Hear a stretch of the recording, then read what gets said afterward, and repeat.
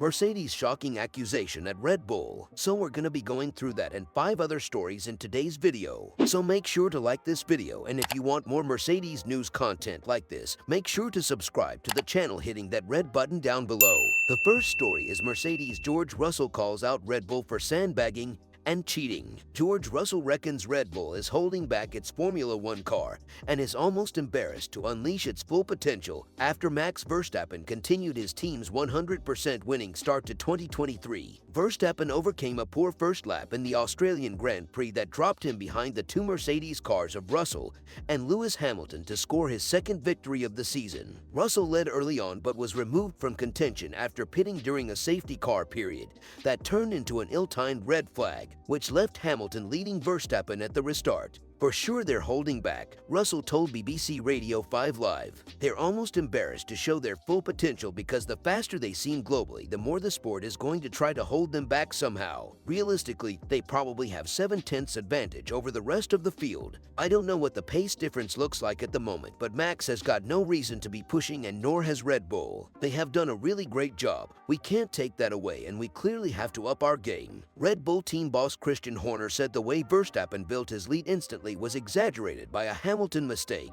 but it was clear, as in the first 2 races, that the RB19 can display a much bigger advantage in the Grand Prix than it shows in qualifying. There were different signs of this in Melbourne, where Verstappen had only qualified on pole by a couple of tenths. His unusually conservative opening lap, for example, was partly a result of knowing losing 1 or 2 spots was not the end of the world because I knew that we had a quick car. The 2 laps after passing Hamilton offered a big glimpse of how much pace Verstappen held in reserve. They were 0.5 seconds and 0.75 seconds quicker respectively, and suddenly his opponent was at arm's length, and Verstappen was in cruise control. And after a mid-race virtual safety car period, he pulled away by around 4/10 a lap on average as he moved 11 seconds clear of the battle for second, a gap that was only cut into by a mistake under braking at the penultimate corner that sent the Red Bull briefly off track. Verstappen had no interest in pushing on the hard tire, he just wanted to manage it to the end because of the uncertainty brought by rain-disrupted long runs on Friday. It had echoes of Bahrain, where it transpired the Red Bulls had pace managed massively amid reliability scares. The task was simply to build a decent cushion, nothing more. Still, Horner had no time for Russell's suggestions of sandbagging. That's very generous of him, Horner countered. He'd know too well from his team about those kinds of advantages. There's always an element of management that goes on in any race. Because it was a one-stop race and a very early one-stop race, of course there was an element of tire management going on. Evidently, Red Bull's car is weighted towards the race, not qualifying. This could be one of myriad reasons for the advantage seen on Sundays, with others being energy deployment, tire usage, rivals struggling in dirty air. Yes, even Red Bull's drivers keeping a little in reserve because it's simply not necessary to drive at 100% every lap at the moment. Horner pointed to the efforts of the other Red Bull of Sergio Perez, trying to make his way through the field after a qualifying crash and a pit lane start, as evidence the RB19 did not have as grand an advantage as made out. Chico wasn't hanging about and he wasn't holding back 7/10 a lap just because he didn't want to show it, said Horner. Perez was obviously contained by the reality of starting so far back on a track that is quite tricky to pass on, even with an advantage like Red Bull's, and that compresses the field because it is a short lap with few real corners. It was true, however, that even in clean air it seemed to take him longer than expected to make progress, with Perez needing 19 laps mid-race to eradicate a gap of only 5.4 seconds to Lando Norris and overtake the McLaren.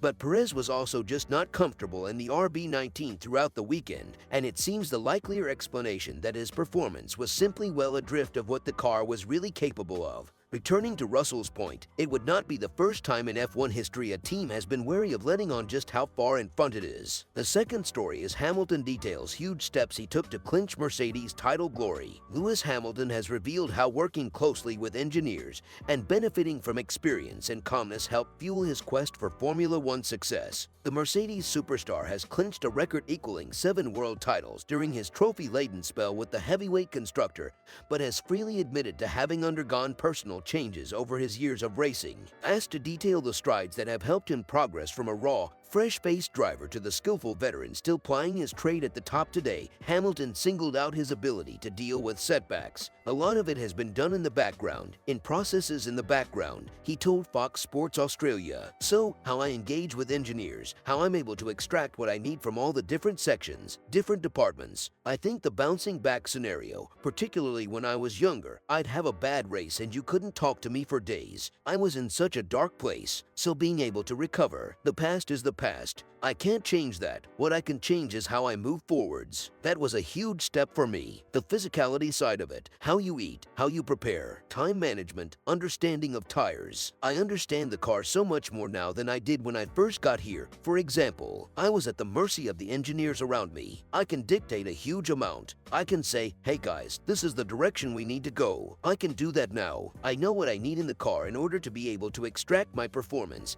and the performance of the car. There are a lot of areas. There's a calmness of the mind now that I didn't have then. It comes with experience. Hamilton has also re-emphasized his desire to win yet another championship, despite Mercedes' struggles in comparison to the romping Red Bulls this year. I don't like driving a car that's not the car that we'd meant to have, he admitted, but I love that challenge. What can I do with it? Okay, wins are not possible right now, but what's the maximum we can get? Can we be a little cheeky? If fifth is the best we can get, can we get a fourth or a third? The third story is Lewis Hamilton gets what he wants as Toto Wolff backs him after complaints about engineers. Lewis Hamilton has received the backing of Toto Wolff after the seven-time champion publicly called out Mercedes engineers. Ahead of the Saudi Arabian Grand Prix, the British F1 ace slammed Mercedes bosses for not listening to him over the development direction of the W14. The F1 champion then called for accountability as he demanded those responsible own up. However, Wolff has backed his star driver as he demanded mechanics sit back and listen to Hamilton's advice. He told motorsporttotal.com, "We are dealing with the big concept of the driver position. That is obviously one of the most important things. It's about where the driver has the best feeling in the car, which is something Lewis expresses very clearly. And when a seven-time world champion has an opinion, it is important to listen to it."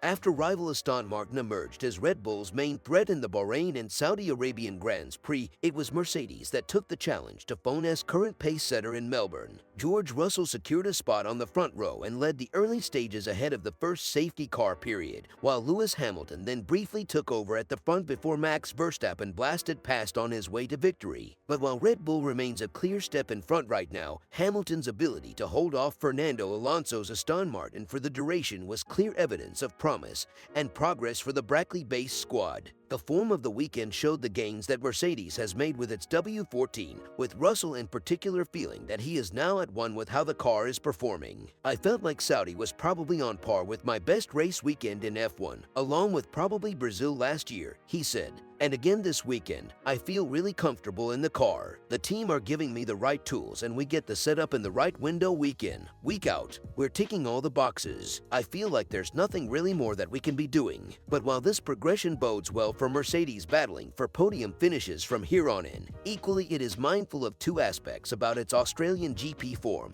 The first is that the Melbourne layout, and especially it being a front-limited circuit where tire degradation is not a big issue, perhaps favored it over its closest opposition. It was clear in Bahrain how much stronger the Aston Martin AMR23 is at high-deg rear limited venues compared to the W14 that is lacking rear downforce. Asked about whether the Melbourne surface and layout flattered Mercedes, team boss Toto Wolff admitted, "I think definitely it was an advantage for us. Our car lacks a little bit of performance in the rear end. I think that's making us look a little bit better than we should be, but we know where the weaknesses are, and we just need to sort them out." The other critical factor about its Australian result is that while second is encouraging following its difficult start to the year, rival Red Bull remains a huge chunk ahead. The fifth story is Lewis Hamilton back, but F1 fans disagree with George Russell and Toto Wolff on Red Bull. After finishing fifth at the F1 Saudi Arabia Grand Prix last month, the seven-time world champion claimed Christian Horner's men have produced the fastest car in the sport's history. Meanwhile, another question was posed to Express Sport readers regarding George Russell's belief that Red Bull can win every race of the season. A convincing 83% of responses do not think the Milton Keynes-based team can go through the entire F1 season with one of their drivers winning every race. It will be a difficult challenge for Red Bull to go unbeaten all year, but they have made an impressive start to their 2023 campaign as they bid to successfully defend their drivers